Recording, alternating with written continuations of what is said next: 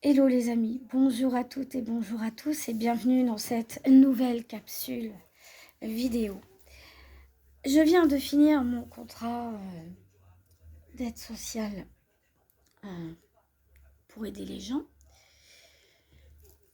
et je voudrais vous parler de l'intelligence, de l'empathie et de mon expérience, tout simplement. Ça fait la deuxième année, mais ça fait 5 ans que je suis dans le domaine de l'entraide, si vous voulez. Et là, je reviens de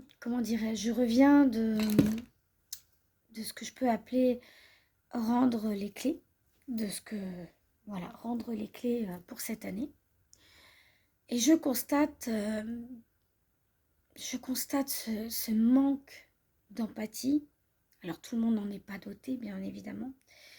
Mais ce que je veux dire dans tout ça, c'est que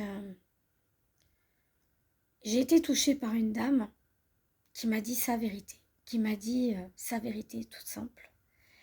J'étais tellement dans cette empathie de démarche, d'écoute, que la personne, elle a mis 2 ans à se mettre à avoir confiance et se confier à moi. Cette personne est très anxieuse, un peu comme moi par le passé. Cette personne a été dévastée par un drame, et vous le savez.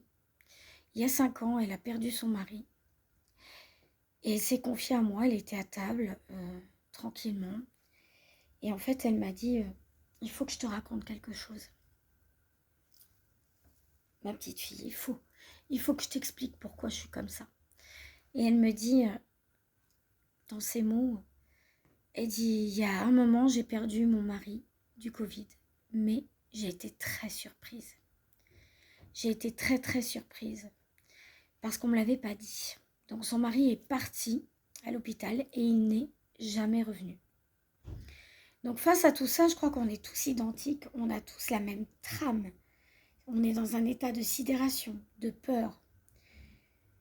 Et cet engrammement est resté chez cette dame pendant des années, jusqu'à ce qu'elle ait besoin du CCAS. Lorsque j'ai appris ça, l'année dernière aussi, j'ai appris autre chose. C'est que les gens ne connaissent pas la vraie histoire de cette dame. Et pourquoi je parle d'empathie ? Parce qu'on ne sait jamais vraiment la vraie histoire des gens. Et quand on s'y intéresse, on écoute la vraie vulnérabilité. J'ai entendu au service que, en fait, cette dame du service ne connaît pas la vraie histoire de cette dame. Sinon, elle n'aurait jamais dit ces mots-là. Je vais vous raconter. Ce matin, je rends les clés et celle qui encadre, celle qui reçoit les appels des adhérents, elle me dit, oui, avec cette dame-là, c'est tout un roman. J'étais sidérée parce que j'avais appris la vraie histoire de cette dame. Et j'ai vraiment eu cette, comment dirais-je, cette empathie de dire cette dame, c'est très difficile pour elle. Vraiment, j'ai rappelé cette histoire de vulnérabilité.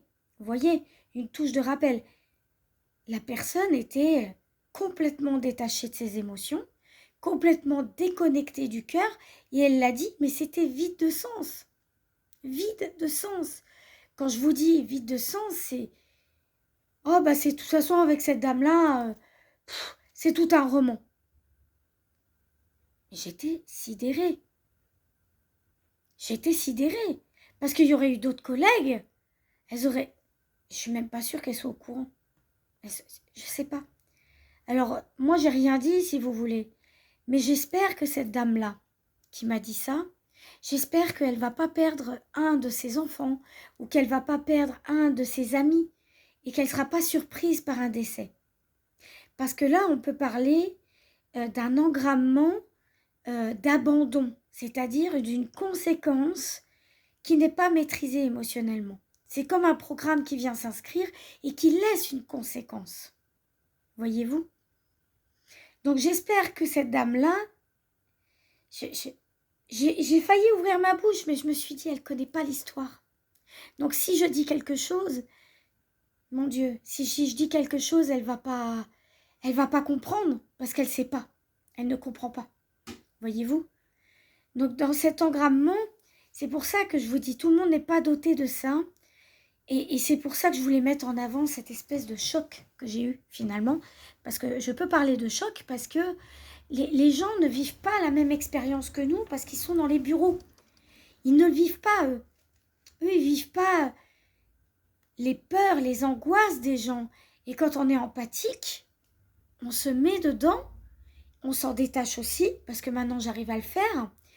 Et j'ai dit à cette dame, ne vous inquiétez pas, je suis là. Le temps que je suis là, je serai là pour vous. Il n'y a pas de problème. Et tout de suite, ça s'est calmé. Je dis, vous savez, vos impressions sont les bonnes, mais il faut vous détacher de tout ça. Et j'ai l'impression que elle s'est trop attachée à moi. Je vais vous expliquer pourquoi, parce que à un moment donné, je commence à lui raconter des petites histoires, des choses pour lui changer les idées, et elle s'est mise à se mettre sa tête sur mon épaule et à pleurer. Donc je lui avais dit un petit peu avant que c'était mon dernier jour. J'ai fait une grosse bêtise, une énorme bêtise. Il faut jamais dire que c'est le dernier jour, jamais, parce que dans ces cas-là, ça crée encore cette perte. Vous voyez ce que je veux dire? C'est-à-dire que la personne, elle vous fait confiance. Elle sait que vous êtes là. Et j'ai fait cette bêtise de dire, c'est le dernier jour, vous me verrez que l'année prochaine. J'aurais pas dû dire ça. Et je m'en suis rendu compte bien après. Donc c'est vrai que c'est pas facile. C'est pas facile, mais je voulais pas non plus qu'elle soit dans l'attente que je revienne tout de suite, parce que les remplacements se font que durant l'été, voire début d'automne. Donc ça a été très très compliqué et c'est vrai que j'ai besoin aussi de me confier aux membres de l'équipe, déjà parce que c'est un endroit du social. Donc vous voyez, on doit être là aussi pour le personnel, on doit être là pour nos adhérents et c'est compliqué. Mais quand on a du personnel qui est complètement déconnecté du sens humain, parce que j'appelle ça comme ça, parce que peut-être qu'elles veulent se mettre aussi une carapace pour pas avoir mal. Alors j'en suis désolée, mais c'est pas comme ça qu'on se construit, mesdames. C'est pas comme ça. Je pense que l'empathie, c'est pas pour encaisser, c'est pour aider l'autre. Et ça, je commence à vraiment le comprendre. Parce que l'empathie, il faut être doté d'amour pour aider l'autre et se détacher en même temps de la souffrance. Donc moi, j'ai travaillé sur moi. Et je pense que ce qui m'a amené à vouloir comprendre l'autre, c'est parce que je me suis détachée aussi. J'ai travaillé sur mes souffrances, donc elles ne sont plus là. C'est-à-dire que ça a disparu quelque part. Et donc c'est pour ça que je peux faire face et que je peux faire ce métier, parce que sinon j'encaisserais trop. J'encaisserais trop. Donc je tiens à dire que le sens de l'empathie, c'est très important déjà pour le sens de l'intelligence émotionnelle, parce que il faut aussi comprendre que le sens de tout ça, c'est de l'intelligence émotionnelle et d'écoute.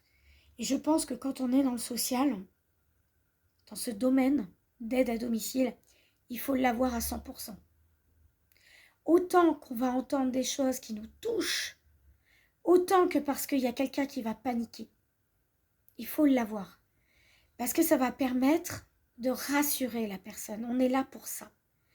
Donc, mesdames, je sais que vous n'êtes pas vraiment de la partie de celles qui vont chez les gens. Mais s'il vous plaît, accordez-vous cette notion de vulnérabilité et d'écoute. Parce que ça vous rendra service plus tard. Quand vous serez vieille, vous allez entendre des choses, vous allez vivre des choses. Et c'est maintenant qu'il faut être à l'écoute, pas dans 10 ans. Maintenant. Donc, j'espère que vous ne vivrez pas des situations comme cette dame-là, en tous les cas, pour le service pour qui je travaille, parce que vous aurez un trauma.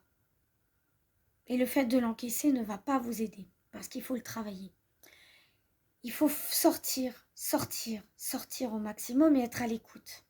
C'est ça, l'empathie. Travailler sur soi et travailler avec les autres. Sinon, ça ne sert à rien d'être dans ce métier-là.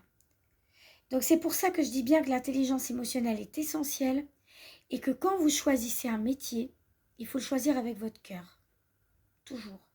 Parce que ça sera toujours la bonne résonance. Voilà. Je vous envoie vers cette réflexion et je vous souhaite une bonne journée. À bientôt.